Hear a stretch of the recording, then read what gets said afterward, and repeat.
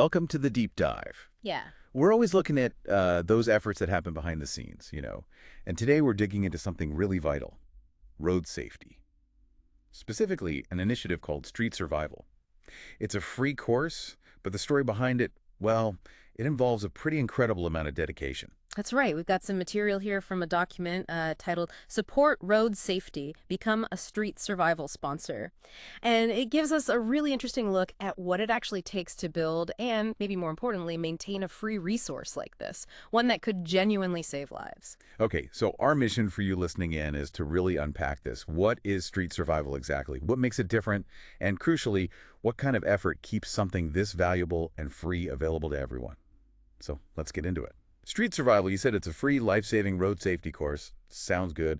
But what's the unique angle here? Well, what's really different is how it's built. It's not just, theory from a textbook. The creators spent literally thousands of hours reviewing actual crash videos, analyzing real driver behavior, often moments before something terrible happens. Thousands of hours. Wow, so they're looking at real mistakes people make. Exactly. It's less about the big, obvious errors sometimes and more about pinpointing those subtle misjudgments, things like maybe misjudging speed under pressure or not quite seeing that merging car soon enough. They're identifying these hidden patterns and why crashes actually occur. It's very data-driven. That is fascinating. So translating real-world, often tragic events into lessons people can actually use.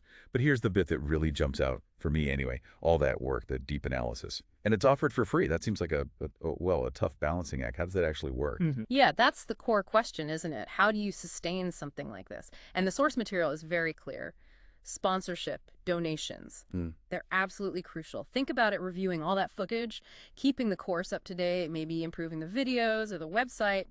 None of that is free to do. Right. The costs are still there, even if the user doesn't pay. Precisely. So connecting the dots, the support directly helps them, finish creating the course content faster. It helps them maybe upgrade the production quality so it's more engaging. And really importantly, it helps get this life-saving information out to more people. So it sounds like there's a very direct line there. Supporting the project means directly contributing to, well, potentially fewer accidents. Does the source mention specific ways people can chip in? It does, yeah. Pretty straightforward ways, actually. For just general support, they've got those Buy Me a Coffee buttons and also PayPal donate options. So easy for individuals. Okay, simple enough. And then for maybe businesses or organizations looking for a more formal thing like sponsorship, they suggest just getting in touch via their contact page.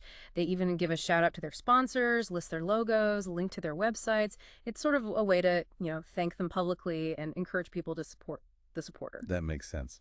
Building a bit of a community around it. Exactly, a transparent kind of ecosystem. It really is remarkable when you stop and think about it. Thousands of hours, all that detailed research to create a resource that people can access for free, all aimed at making roads safer for everyone. It really is. And it highlights something important, doesn't it?